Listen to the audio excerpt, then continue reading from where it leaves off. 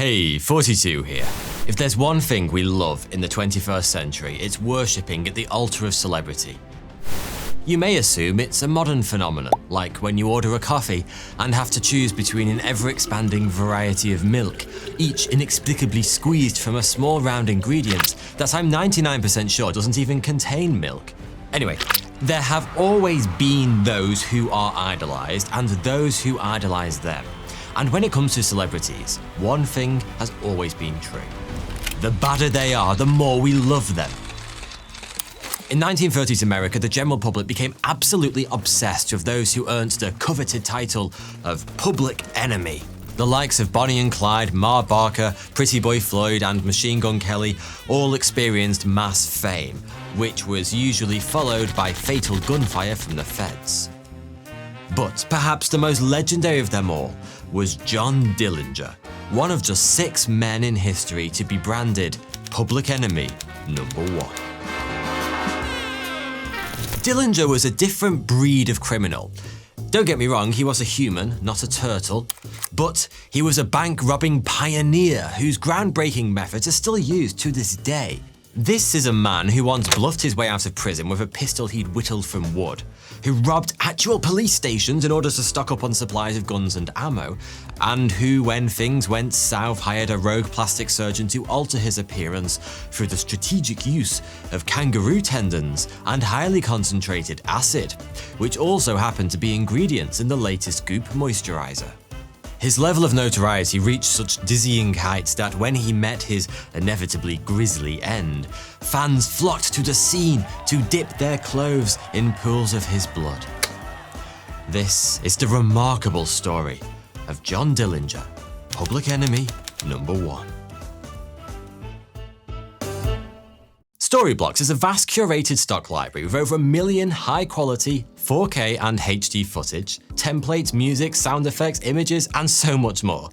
And the best part, they offer unlimited downloads of royalty-free professional content for one predictable subscription cost. Say goodbye to expensive pay-per-clip pricing. Plus, you can choose a monthly or annual plan with no hidden extra fees. I love using Storyblocks for our channel because anything I download with Storyblocks is 100% royalty-free forever, with no restrictions on where you can distribute your finished projects. And if you're like me and you use Adobe Creative Cloud, you can save a ton of time by using the Storyblocks plugin.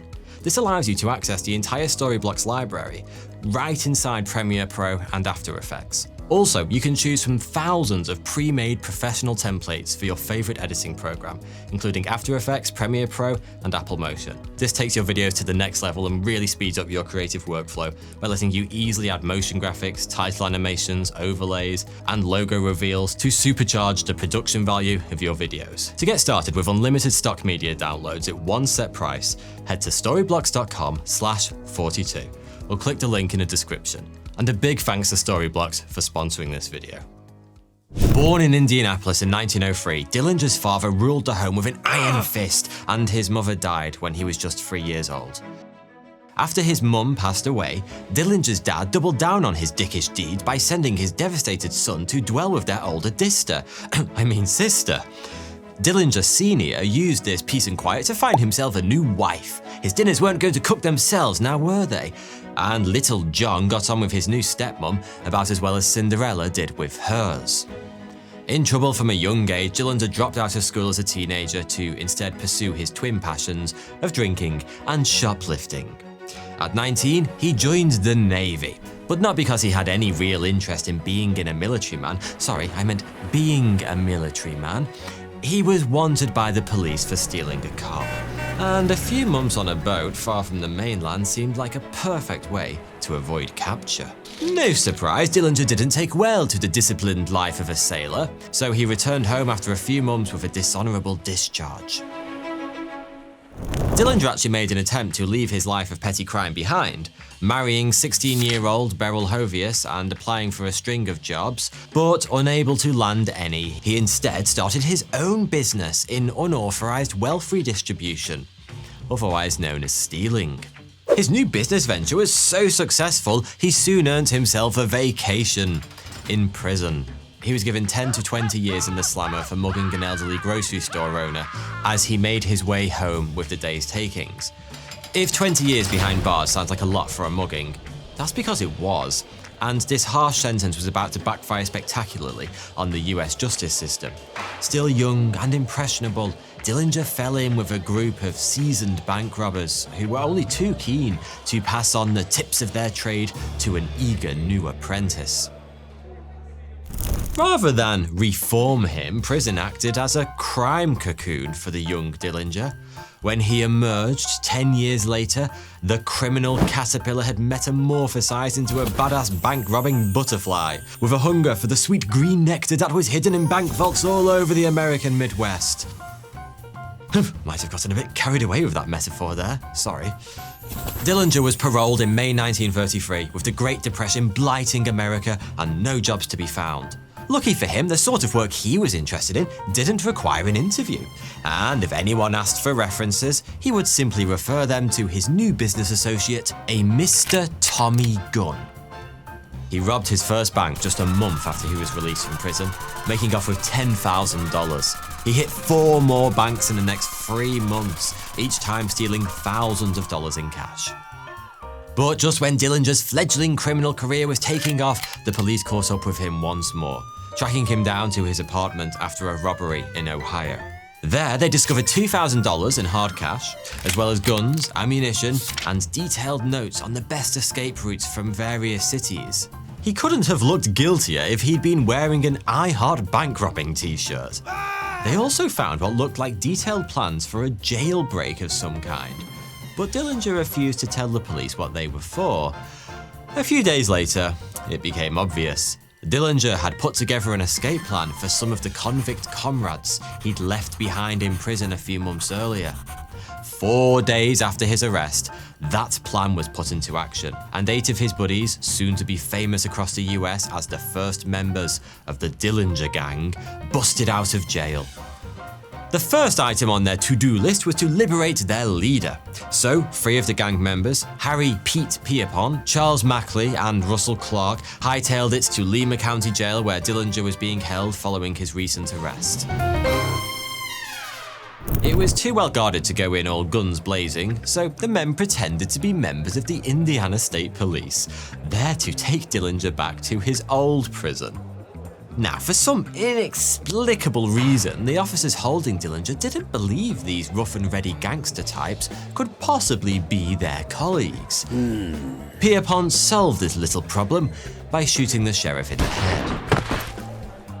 With their inglorious leader now back on the streets, the gang set back to work once more, blazing a trail across the Midwest, robbing banks in Ohio, Indiana, and Wisconsin.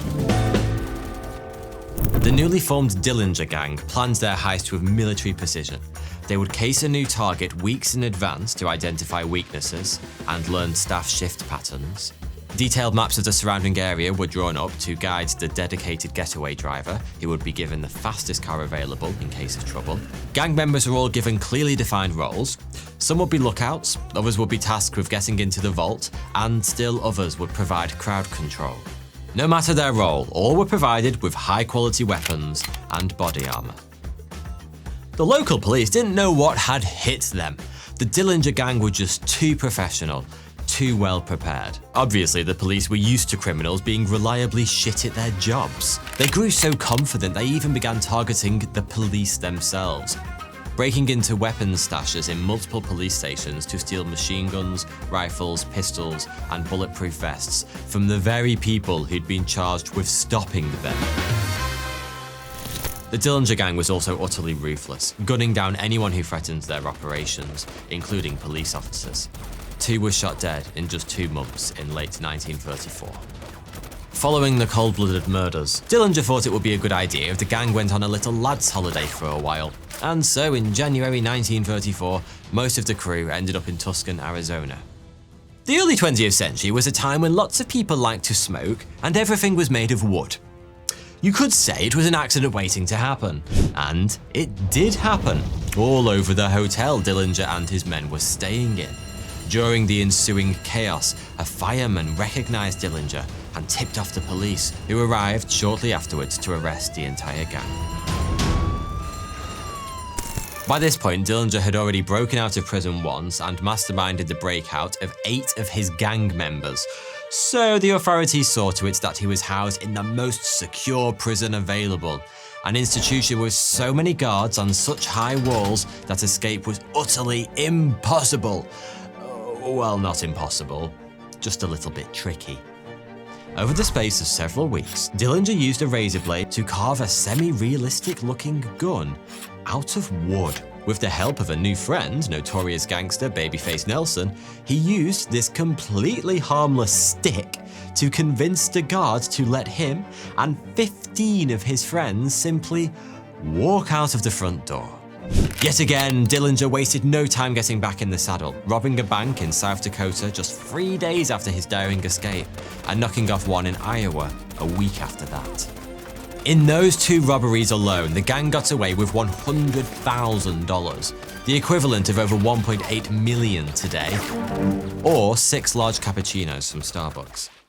By this point, the authorities were getting desperate, throwing everything they had at the Dillinger problem. They put together a dedicated 40-man Dillinger unit and even placed a sneaky call to the FBI precursor, the Bureau of Investigation, asking for assistance. I'm pretty sure they would have sent out a bat signal if they thought it would have helped.